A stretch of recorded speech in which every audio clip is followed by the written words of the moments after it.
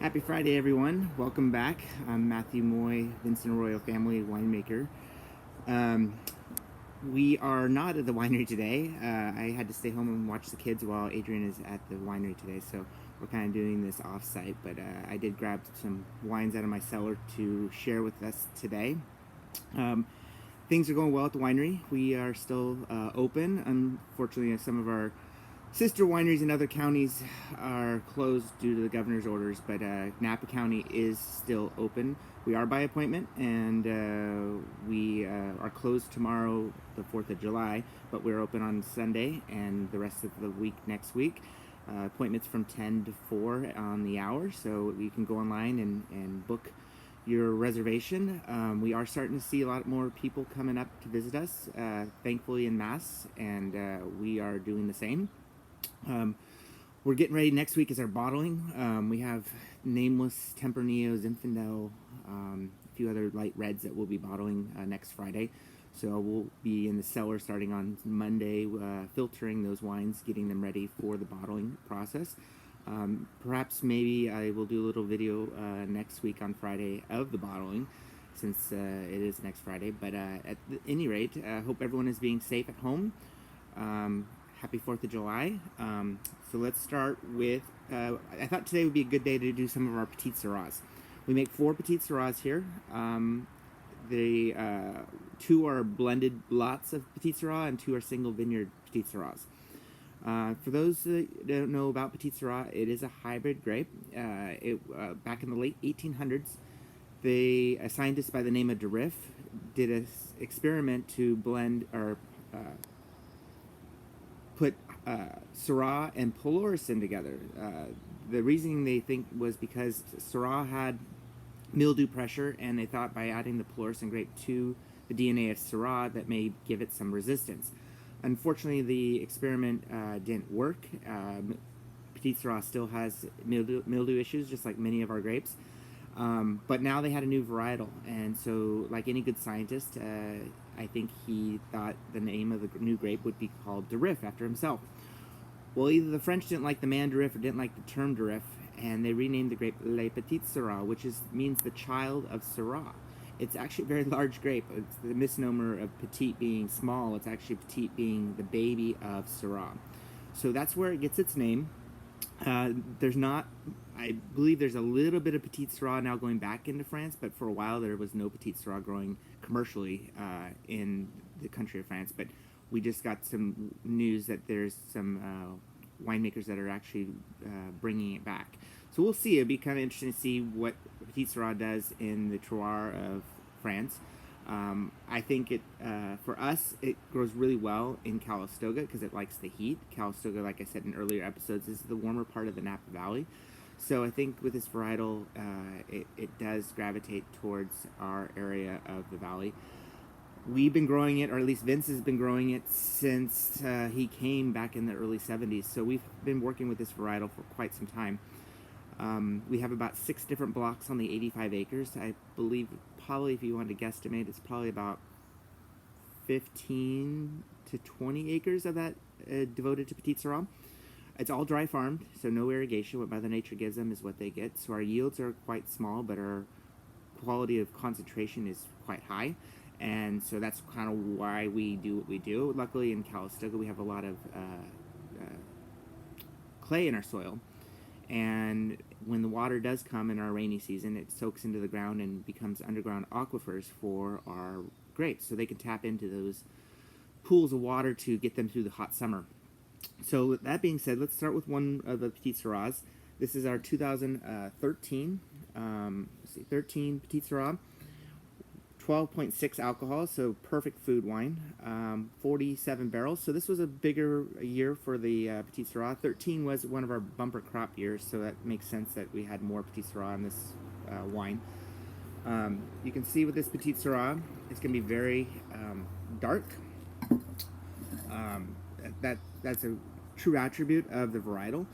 A lot of winemakers will possibly use this grape to darken some of their wines. Particularly, a lot of people in the Zinfandel world will use Petit Sirah to give it a little bit more color. This is the 13. lots of fruit, which we would expect from that vintage.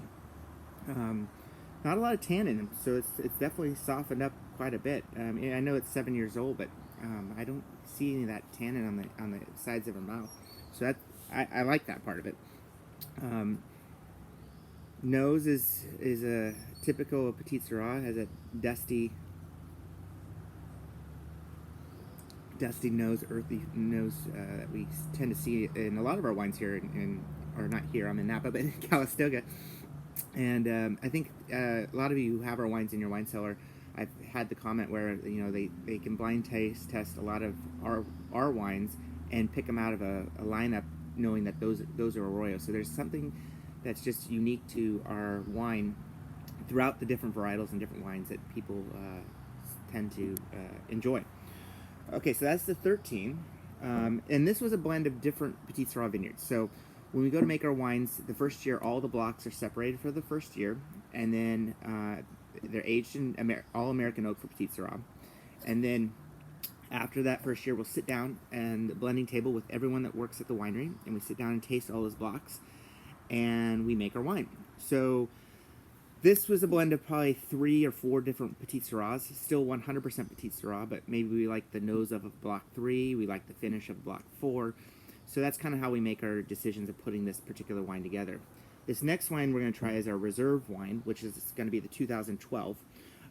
This is the very first wine that we make because it's going to be the best blend that we can put together. After that blend is put together for the reserve Petite Sirah, it goes back into brand new oak barrel, American oak, for another 2 years. So in that 2-year span after that first year of aging, the blend sees another round of brand new oak in the 3rd year. So it sees 2 brand new American oak barrels during the aging process. So we really put a lot of heavy oak onto this wine. And so when we make that blend, we want to make sure it can handle the oak. So with the 12, this is about 13% alcohol. We did 21 barrels of this. So let's see how this one's going.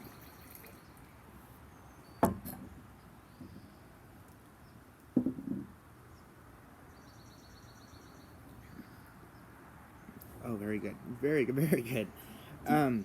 Wow, I haven't had a 12 in a while, this wine. It's, I think if you have this in your cellar, open it this weekend. It's really good.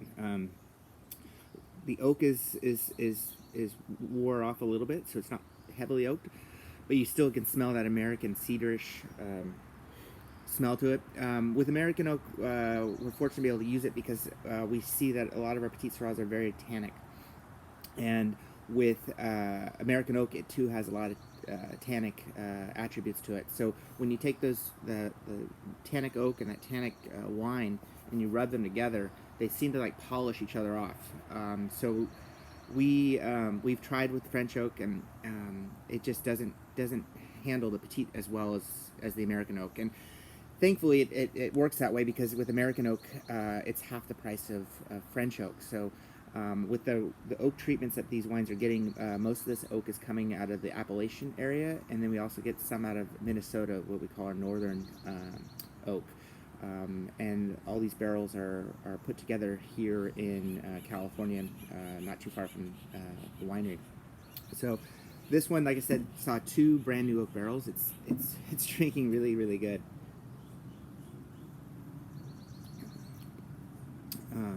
Very good finish all the way through. The 12 vintage was a sleeper vintage. It actually probably should have been the 11 vintage. When I talked to you last week or maybe a week before that about the odd years being the better years, and this one kind of should have been an odd year because it's drinking good now. It was drinking good when it first was put out. So I think you have this 12 Winemaker Reserve Petite. Pop it open. Okay, so now we're going to get into our 2 single vineyards. The first one we're going to try is the Greenwood Ranch. This is our 2010 vintage. 465 cases produced, which is typical of the Greenwood Ranch. 13.2 alcohol.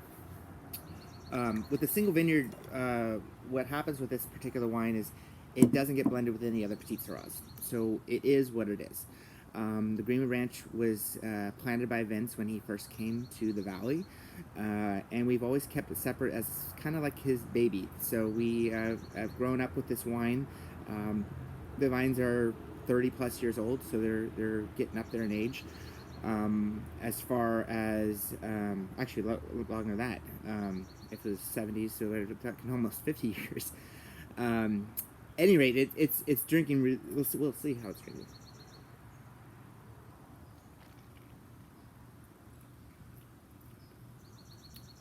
Yeah, no, it's holding up its fruit, which for 2010, that's quite a good thing that's going on there.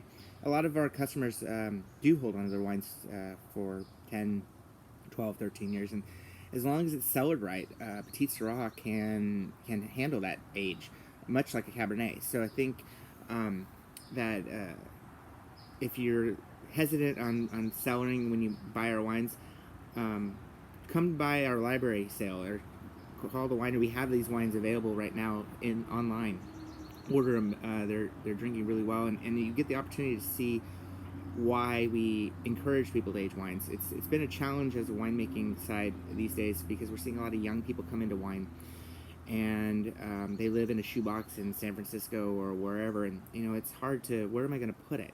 That's their question, and I get it, and so it's a challenge for me to make a wine that's approachable out the chute for those younger drinkers that are coming into the winery, and then still put that same wine that can challenge or that can age for 10, 12, 13 years, which a lot of our customers are accustomed to doing. So this has become the challenge not only for our winery, I'm sure it's for everyone else, is what do you do for a wine that you want to drink right away versus put it away for a while?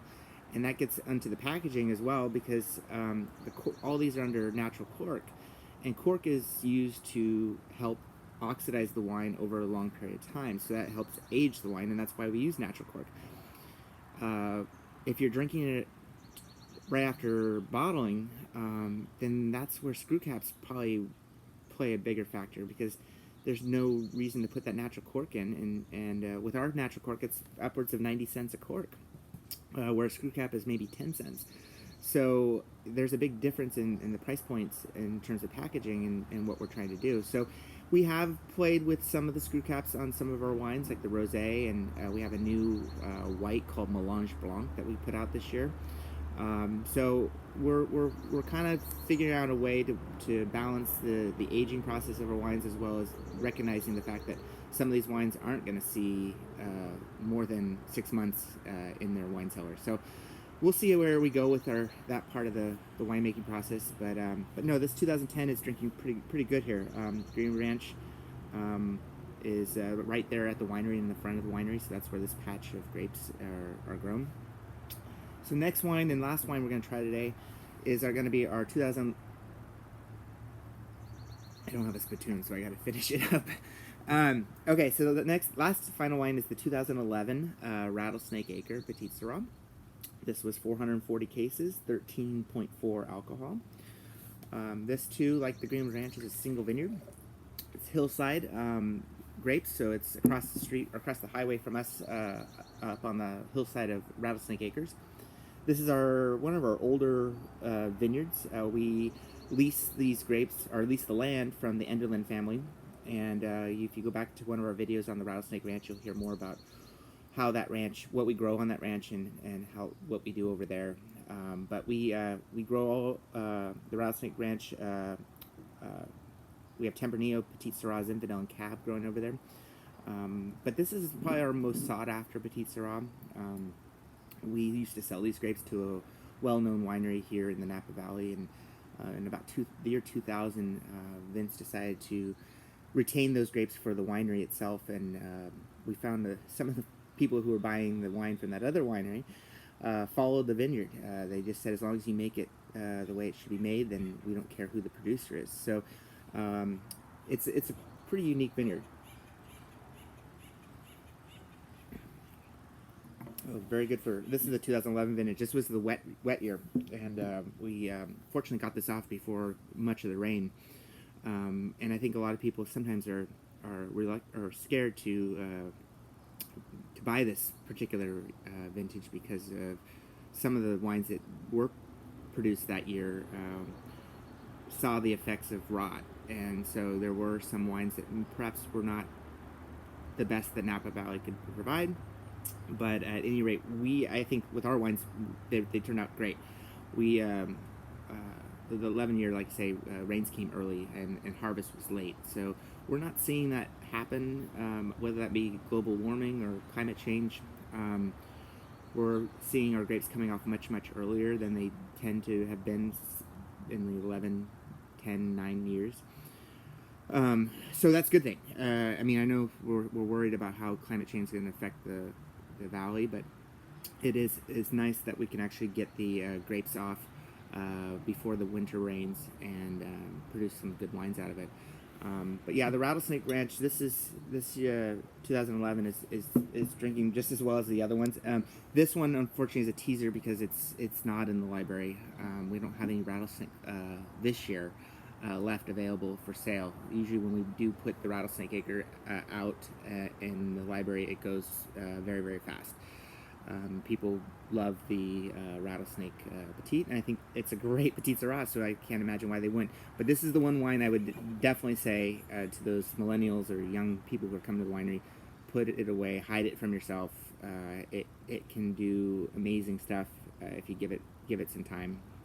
And yeah, so it's definitely one of those wines I definitely would say put it aside. But I guess that's the last of the lineup. We'll show you guys what we drank today here. I'll pull this over here. So those are the 4 wines, the Petit Sirahs that we make, different vintages. They're all doing really well. So yes, Petit Sirah can age just like a Cabernet. And like I say, hope everyone is doing well at home. We are doing great here. Boys are playing basketball down at the driveway there, and Adrian's at work. The guys are at work. Amy's up in the office. So we're all staying healthy. We're keeping safe. We're wearing our masks. We're looking forward to a nice 4th of July at home. Hopefully you guys are having some Vincent Arroyo experiences at home with our wines this weekend. Stay safe. We have wine if you need it. Like I said last time, we have ways of getting it to you, even those people in Phoenix where it's hot. We can still get it there next day at a reasonable rate, and you just got to give us a call or get online, check out our wines, and we'll see you next Friday with bottling, and enjoy your weekends. Stay safe. Cheers.